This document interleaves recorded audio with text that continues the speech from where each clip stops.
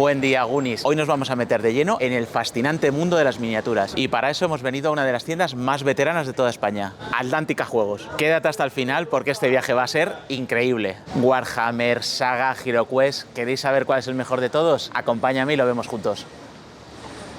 Hola, Mario. Hola. ¿Cómo estás? Muy bien. Atlántica Juegos, tienda veterana de Madrid. Sí. La verdad es que llevamos en total 30 años circulando. Aquí llevaremos como 15 años y antes estábamos enfrente en la otra parte de la plaza que se llamaba Librería Atlántica y tenía 3 plantas y nosotros estábamos en la planta de abajo y luego ocupamos la planta de entrada y luego ya nos mudamos para acá. Estamos centrados en varias cosas. Una parte bastante grande de juegos de mesa, desde Catán y estos otros juegos más de fantasía o más especializados. Y una sección además enorme de Wargames, lo que vendrían siendo los viejos juegos de NAC o de Avalon Hill, por llamarlos de alguna manera, muy evolucionado y con muchísimos más títulos. Luego tenemos toda la parte de miniatura e historia, que tenemos tanto revistas como libros y muchísimas figuras para Wargame o para coleccionismo de diferentes escalas, sobre todo en 28 milímetros, al que le guste coleccionar figuras de diferentes épocas, para pintar, para hacer dioramas o para juegos. Y luego tenemos otra sección, digamos que es la de fantasía, donde englobamos todo el tema de las miniaturas de Warhammer y todos los juegos de Games Workshop, las miniaturas para los juegos de rol. Por ejemplo, hay muchos juegos de mesa que usan figuras, pero también hay muchos juegos de mesa que utilizan cartoncitos y la gente busca figuritas para cambiar los cartones por miniaturas y tal. Y luego, sobre todo, la sección de juegos de rol, que es bastante grande. Si nos queremos meter en el mundo de la miniatura, ¿qué es lo primero que tienes que saber? Lo primero, tener claro qué es lo que más te apetece. Si eres más fan del tema de la historia, te vienes a esta sección. Si eres más fan del tema de la fantasía, allí tienes Warhammer, tienes Señor de los Anillos, tienes dragones y mazmorras, aquí tienes napoleónicos, tienes romanos, tienes Segunda Guerra Mundial. Lo primero que tienes que decidir es eso. Y luego también qué es lo que más te apetece. Si es un picoteo porque te apetece simplemente el modelismo, pintar y tener tu colección de figuras, o si te apetece jugar. Hay juegos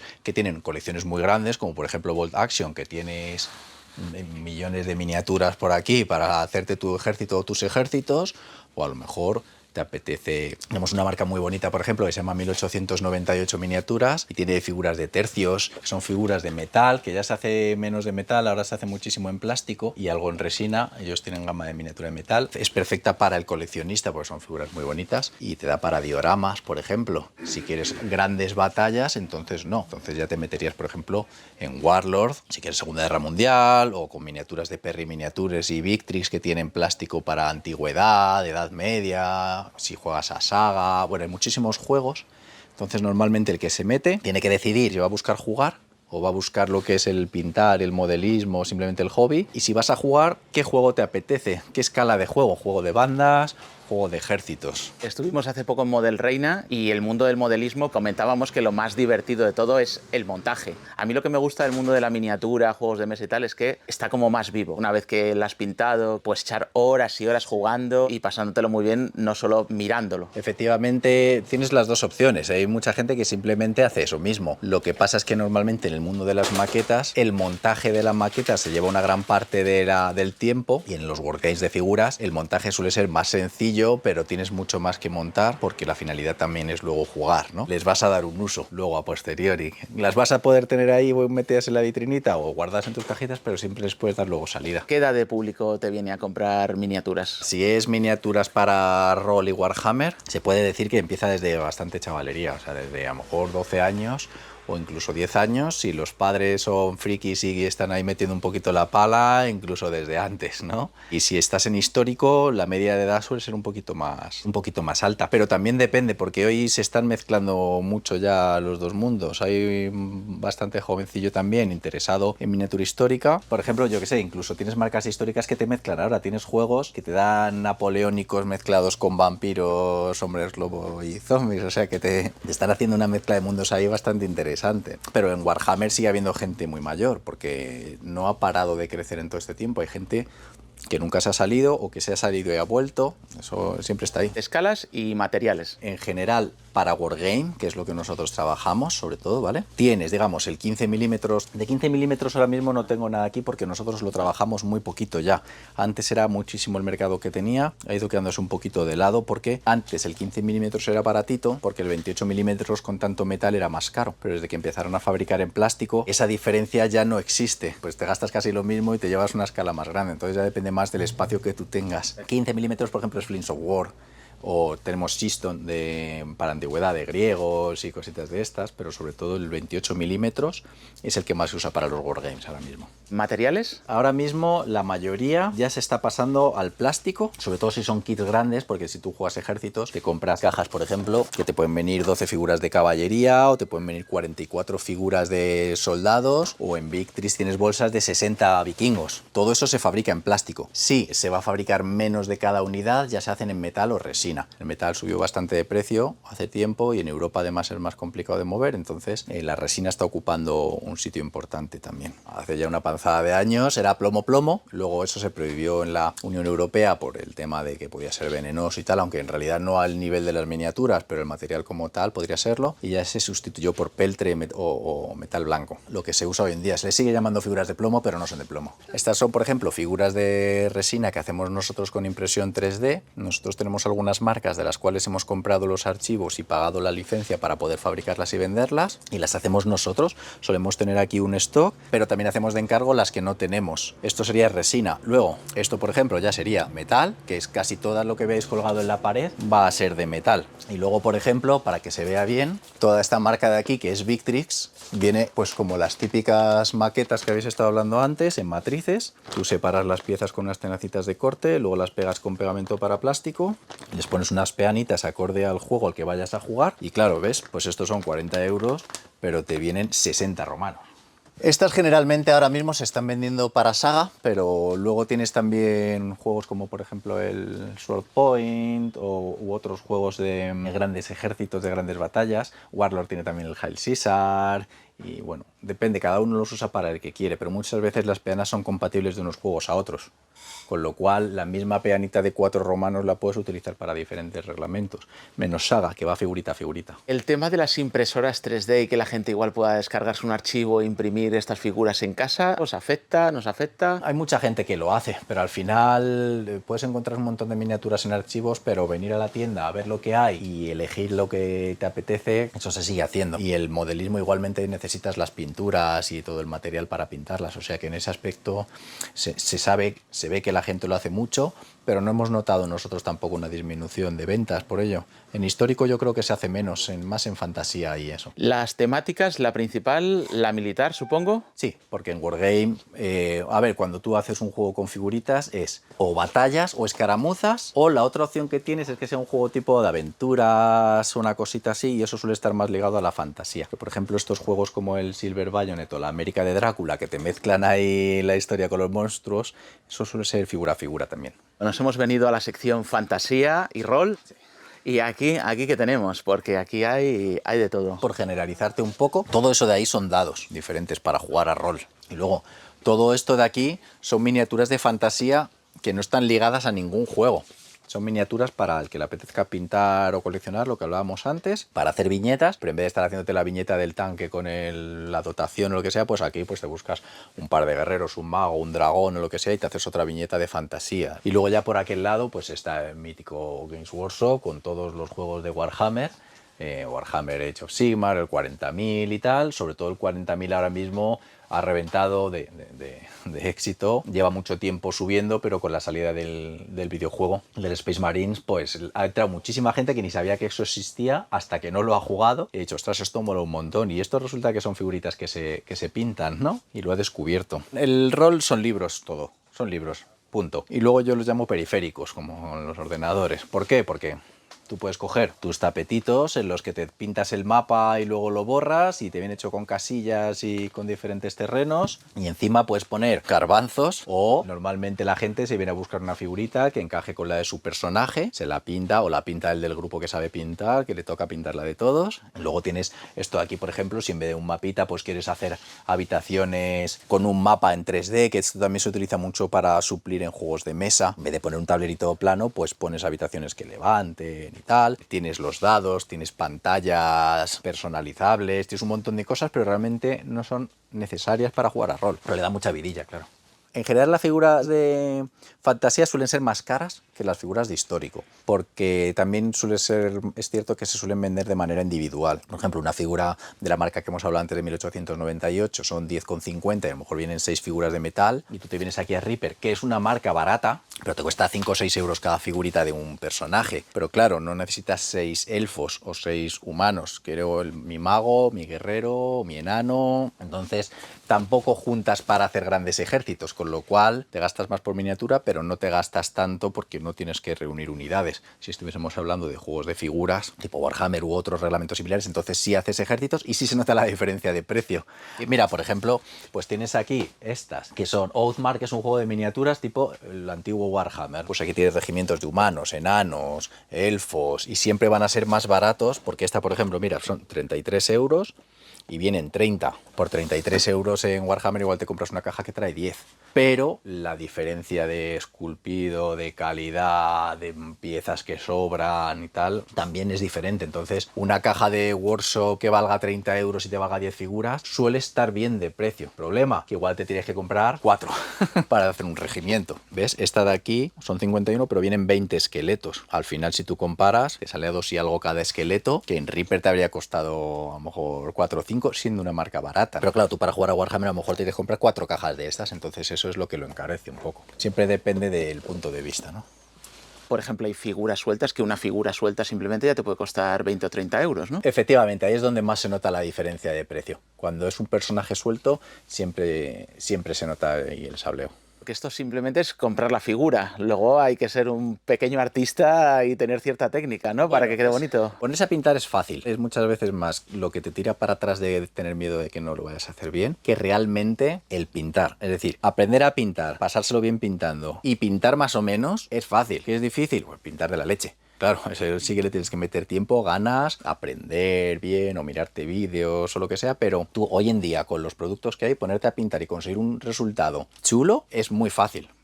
Con un sistema normal de dar una capita base a la figura, luego una tinta y luego una lucecita en cada color, que es pintar con el color un poco más claro en cada zona que sobresale. Y dices, joder, qué buen resultado me ha dado. Solo con la tinta esa que te oscurece los colores, que se mete por los huequitos, como se hacía antes con el betún de Judea en las figuras grandes para oscurecerlo, ya ves un resultado. Y luego las peanas, que es una de las cosas que más ha evolucionado en todo este tiempo. Está muy bien porque antes tú una base la pintabas de verde o marrón y ya está, a jugar, ¿no? Y ahora tienes muchísimas cosas para ponerle, que es súper fácil de usar, pero que luego le dan una vida a la figura, que a lo mejor la has pintado fatal, pero la peana se la haces muy bonita y ya es otra cosa. Que es lo básico. Si nos ponemos en Citadel, que es una de las 2 marcas importantes que tenemos, digamos, aquí en la tienda, ellos tienen un propio set introductorio que está muy bien de precio, porque trae como 60 euros de material dentro de esta caja, que vale 35. No le hemos puesto ningún descuento, es que vale eso. Te vienen 13 colores, una tenacita de corte para cortar las figuras de las matrices, un pincel y una lima. No está nada mal porque son colores bastante básicos, incluso te incluye una tinta de la que, como hemos mencionado antes. ¿Qué más te hace falta? Imprimación. Siempre una miniatura, antes de pintarla, la tienes que dar una capa de imprimación, igual que en un lienzo das primero una capa de pintura o lo que sea, ¿no?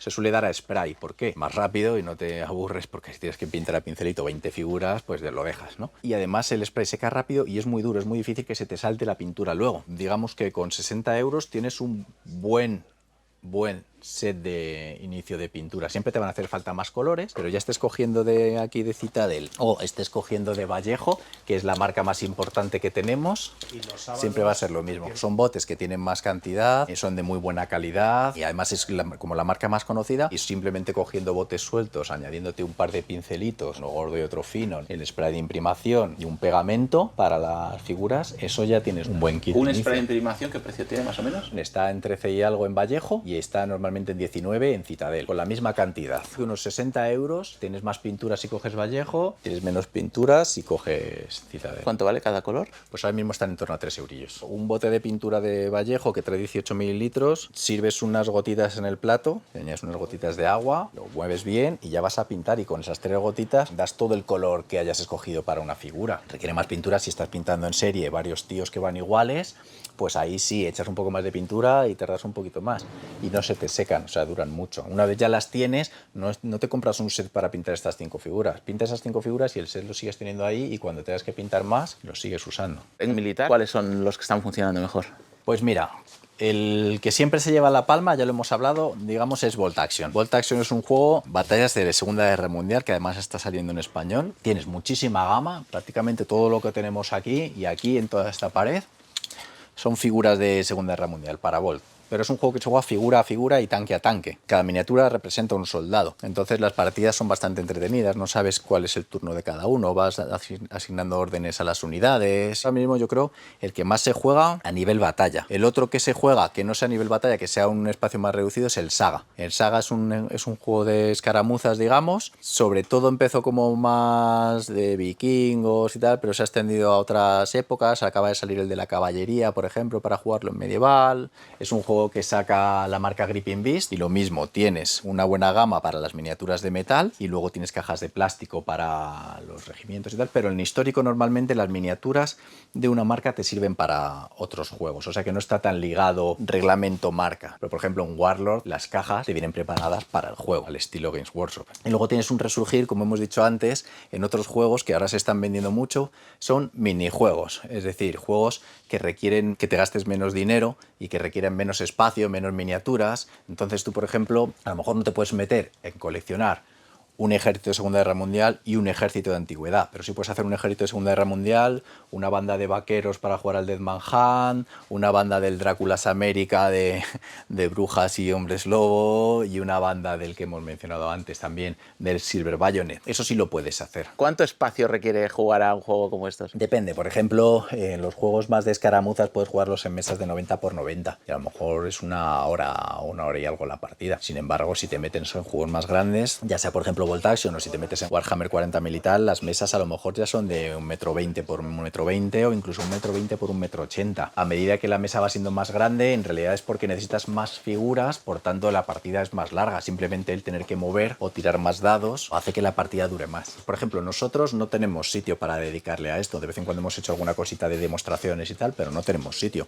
Hay tiendas, al contrario, que apuestan por tener una zona de juego que atraiga a la gente. Entonces ellos preparan también escenografía para prestar o alquilar las mesas, depende del formato de negocio de cada uno. Nosotros aquí está todo tan estrechito que no tenemos sitio. Tenemos el espacio y lo tenemos dividido como en diferentes especialidades. La fantasía, el histórico, los juegos y el modelismo. Pero sí que es cierto que de cada uno intentamos tener el máximo posible aquí. Pues aunque, bueno, llega hasta el techo las pilas de figuras y de juegos. Por ejemplo, ayer llegó un pedido de Wargames que, vamos, si hubiese sido el Tetris esto habría desaparecido las 5 líneas seguidas, porque para poder meterlo ahí, vamos. Los Wargames son sin miniaturas, son de fichas, juegos de hexágonos o de zonas. Últimamente además suele salir bastante más variedad de juegos con disponibilidad para jugarse en solitario, porque también es complicado a veces sacarlos a mesa. Hay juegos que son muy largos y lo dejas tú montado y lo vas jugando. Y aquí veo que tenéis cositas pintadas ya también, ¿no? Nosotros tenemos un servicio de pintura en la tienda. Hay mucha gente que no tiene tiempo o que pinta de cierto nivel pero no se atreve con algunas miniaturas. Entonces lo que hace es que nos encargan a nosotros. Tenemos el servicio de pintura desde hace muchísimos años y por aquí por las vitrinas tenemos algunos encargos o figuras que pintamos directamente para vender o algunas cosas de nuestras colecciones. Aquí, por ejemplo, tienes miniaturas de histórico de diferentes escalas, sobre todo 28 milímetros, que es lo que además luego hemos dicho que más se juega. Para exposición, por ejemplo, estas figuras de una marca que se llama El Viejo Dragón son muy bonitas. ¿Qué precio pueden tener estas figuras una vez pintadas? Siempre va a depender un poquito de la escala de la miniatura. Nosotros tenemos diferentes tarifas según sean 15,